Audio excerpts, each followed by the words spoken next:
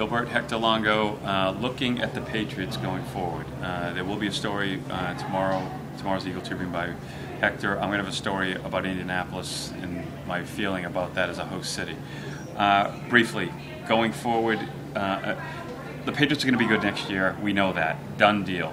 But if they're going to be a Super Bowl team and possibly win a Super Bowl, give me a couple of things you see that's got to happen. I think first it might take some focus. We have to look at their ideas on the season. I don't want to see them go to be 13-3. You know what? I want them to be 5-0. Focus on having to win the 5 big games.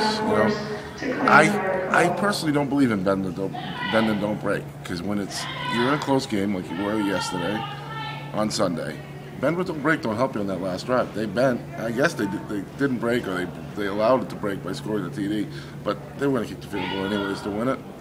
So I think that strategy works against the Buffaloes and the Miamis and the Mark Sanchez's of the world. But when we play the real teams, I think I want the defense to go forward. I don't want them to keep backing up. One thing Brandon Jacobs said afterwards, it's going to be interesting.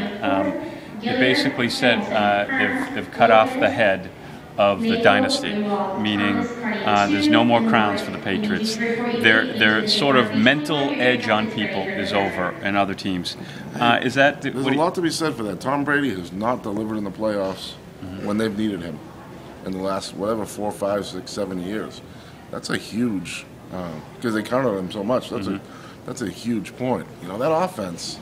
If Brady doesn't deliver for you in those last minutes, you can't win. That they don't have a running game per se. They're not dedicated to the run. They bring in Woodhead for a few plays and he's out. They bring in Benjamin Spinoza for a few plays, he's out. Ridley suddenly a question mark. We haven't seen Shane Vereen all year, so there's no running game. Receiver-wise, you saw what happened when Gronkowski was not himself. Hernandez got extra coverage. Welker got extra coverage. Had to fight for everything they got. Deion Branch had trouble getting open against single coverage. He's not a true 2 or 3 receiver anymore. He's a 4. So, they needed an influx of talent on that offense again, which is strange to me. We would say as good as it was. Get some weapons around him. Again, they're going to beat Buffalo. They're going to beat Miami and win the division.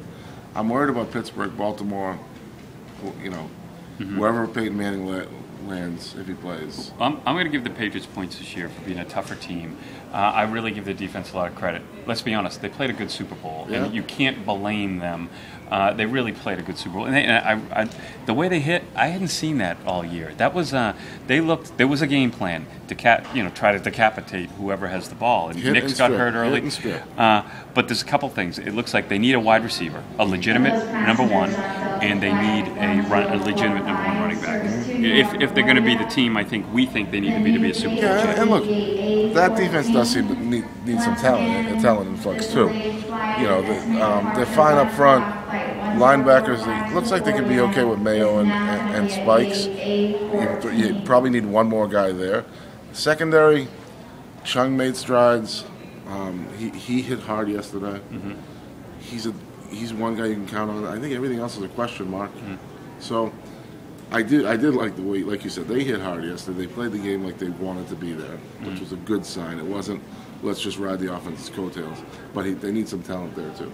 So that's all for now. We will have further wrap-ups, further developments as the week goes on. I'm assuming we're going to hear stories about Foxborough the next few days.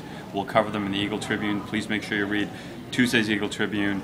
Hector, sort of the 5 Super Bowl flaws of the Patriots, and I'll have a story about Indianapolis. Thanks, and goodbye, Indianapolis.